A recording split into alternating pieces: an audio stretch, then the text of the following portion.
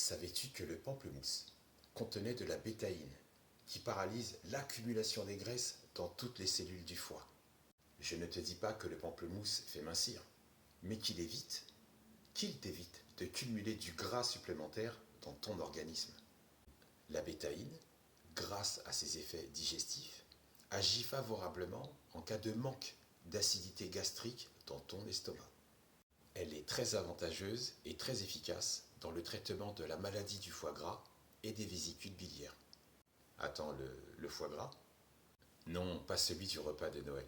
Même si cette nourriture, issue de l'élevage, par l'engraissement, par gavage des oies et des canards, il y a un petit lien, très minime. La maladie du foie gras, c'est une accumulation et un excès de graisse dans le foie humain. Obésité abdominale, cholestérol élevé, diabète, hypertension artérielle. Ok, mais le pamplemousse, on peut en manger tous les jours? Absolument.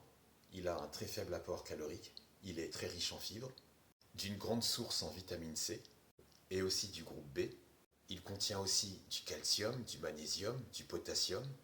Donc je peux en manger à foison toute la journée, sans aucun problème.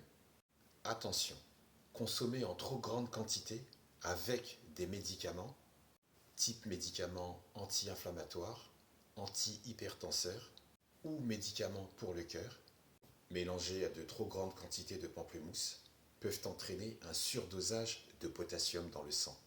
Quand les reins font bien leur travail, ils éliminent le potassium en excès, excrété par l'urine.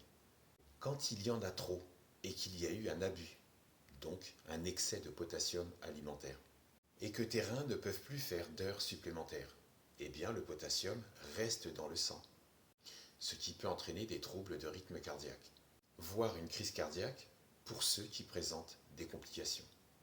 Ok, d'accord, mais qu'est-ce que le pamplemousse nous apporte?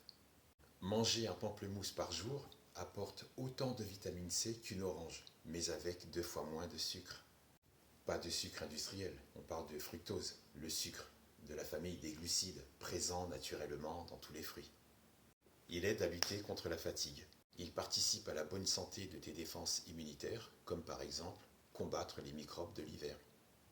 Mais ton pamplemousse là, on dirait un pomelo. C'est vrai, il participe à la détoxification du foie et il a des propriétés anti-inflammatoires.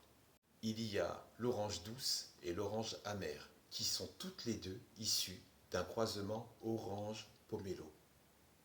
L'orange amère d'une mandarine pure et l'orange douce qui contient des petites quantités de pomelo. Le pomelo, quant à lui, on le qualifie souvent de fruit hybride. La légende dit qu'il s'agit d'une mutation naturelle entre le pamplemousse et l'orange douce.